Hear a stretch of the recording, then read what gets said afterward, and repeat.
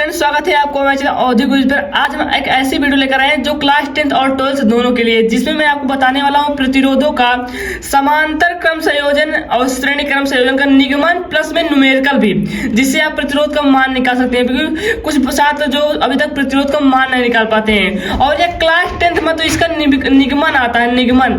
फिर साइंस में इसका निगमन आता है 5 नंबर का, और क्लास 12th में भी इसका न्यूमेरिकल आता है, जिसमें प्रतिरोध का मान निकालना होता है। यह क्लास 10th और 12th दोनों के लिए ही बहुत महत्वपूर्ण वीडियो होने वाली है। तो आशा करता हूं आप लोग मेरे चैनल को सब्सक्राइब कर चुके होंगे और वीडियो को लाइक कर चुके होंगे। तो चलिए शुरू करते हैं। पहले मैं आपको बताने वाला हूं समांतर क्रम संयोजन का निगमन, और उसके बाद उस पर आधारित न्यूमेरिकल, और फिर क्या बताऊंगा श्रेणी क्रम संयोजन का निगमन और उस पर आधारित क्वेश्चन। पहले मैं आपको फॉर्मूला दिखा देता हूँ, क्या क्या फॉर्मूला का निगमन करना है हमें। तो हमें ये समांतर क्रम संयोजन है, इसको हमें लाना है, ये कैसे आता है इसको हमें ज्ञात करना है, और ये श्रेणी क्रम संयोजन है, इसको भी ज्ञात करना है। तो पहले चलिए हम समांतर क्रम संयोजन को ज्ञात करते हैं। तो फ्रेंड्स, ये समांतर क्रम संयोजन प्रतिरोधों को जो समांतर क्रम संयोजन की फार्मूले का जो निगमन होता है, ये फ्रेंड्स उसमें क्या करना होता है, आपको एक चित्र बनाना होता है, और उसमें जो चित्र में जो होता है उसको आपको लिखना होता है इसमें। तो चित्र में क्या क्या हो रहा है चलिए आपको बताता हूँ। चित्र में ऐसा एक प्लस एक माइनस है जो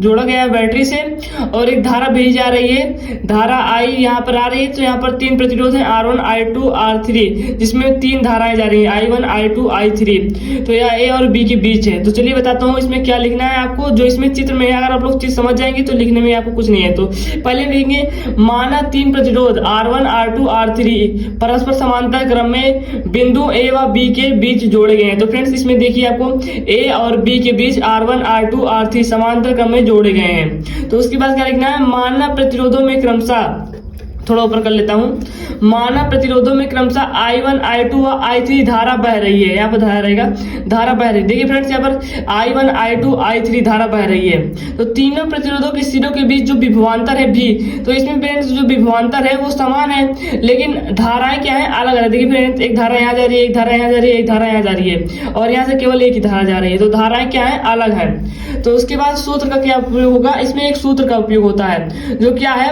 V बराबर IR सूत्र से।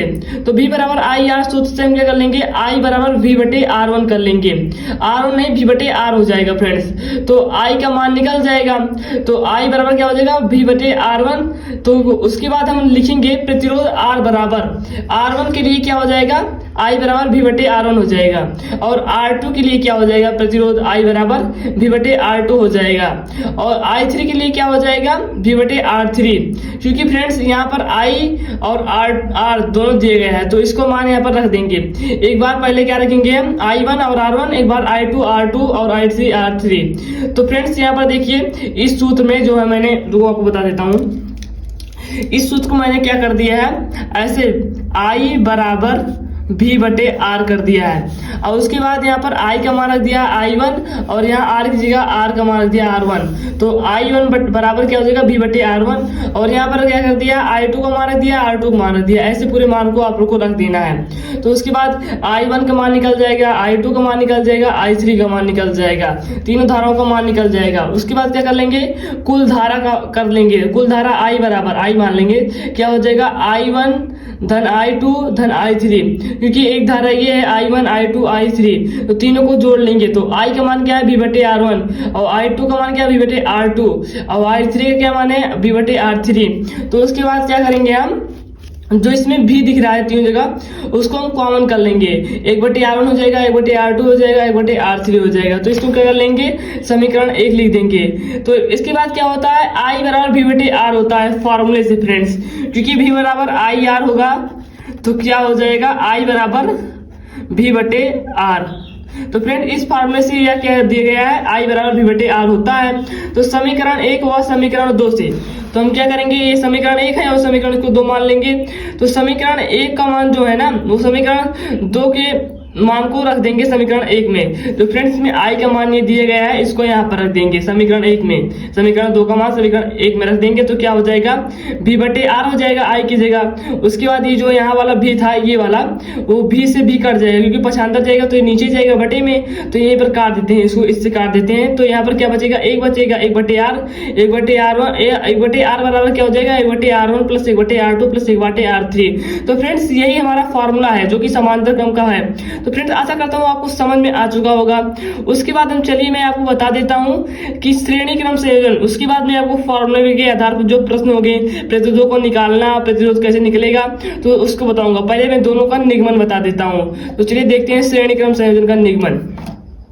तो फ्रेंड्स ये श्रेणी क्रम संयोजन का निगमन, जिसमें आपको एक चित्र बनाना होगा, जिसमें क्या एक बैटरी से जोड़ा जाएगा, यहाँ से धारा निकलेगी, यहाँ प्रतिरोध एक R1 है, यहाँ पर जा जाएगी तो यहाँ पर R2 प्रतिरोध है और ये R3। इसको श्रेणी क्रम कहते हैं, जो श्रेणी में होता है। एक श्रेणी, ये श्रेणी ये श्रेणी में है। तो इसमें जो लिखा है इसी को आपको इसमें बोलना है। श्रेणी क्रम में जोड़े जाने वाले प्रतिरोधों का सिरे से सिरा जोड़ते चलते हैं। जैसे फ्रेंड्स जो श्रेणी क्रम में है, प्रतिरोधों का ये सिरा है, ये सिरा है और इस सिरे से इस सिरे को जोड़ते हैं, फिर ये वाला सिरा है, इस सिरे से इस सिरे को जोड़ते हैं, ऐसे चलते हैं, इसलिए इसमें बोला गया है, इसे आपको लिखना है। इस प्रकार प्रत्येक प्रतिरोध का दूसरा सिरा अगले प्रतिरोध के प्रथम सिरे से जोड़ा जाता है। देखिए फ्रेंड्स, इसका अंतिम सिरा इसके पहले सिरे से, इसका अंतिम सिरा इसके पहले सिरे से, ऐसे जोड़ा जाता है, जोड़ देते हैं। इस संयोग में प्रत्येक प्रतिरोधों की धारा I समान होती है। तो फ्रेंड्स इसमें क्या हो जाएगा, I समान है, I एक ही है। देखिए फ्रेंड्स यहाँ से I आ रही है, ऐसे ऐसे धीरे धीरे हर जगह समान है, एक ही धारा में है, एक ही श्रेणी में है। तो इसलिए क्या हो जाएगी, इसमें I समान हो जाएगी। लेकिन परंतु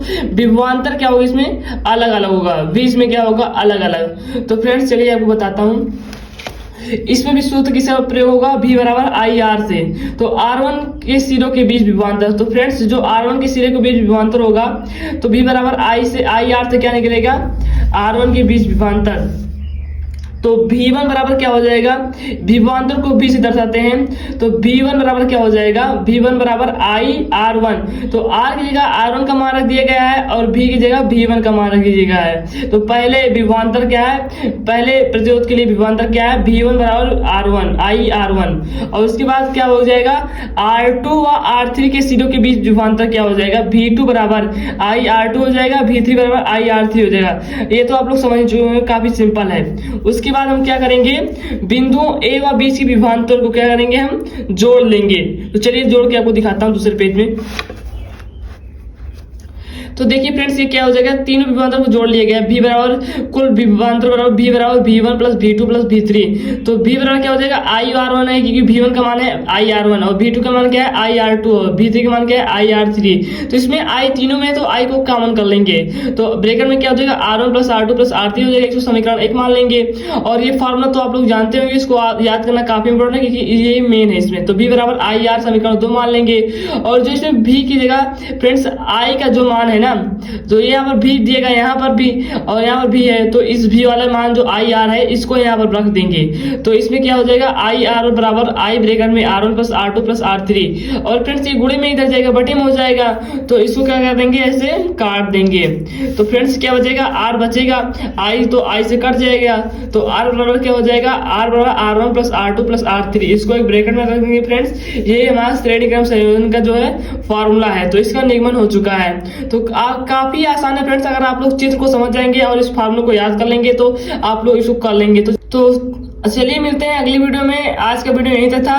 तो thank you for watching my video. Channel को सब्सक्राइब कर दें और वीडियो को लाइक कर दें। प्रतिरोध निकालना मैं अगली वीडियो में बताऊंगा, क्योंकि ये वीडियो काफी लंबी हो जा रही है। तो प्रतिरोध निकालने वाली वीडियो अगली आएगी।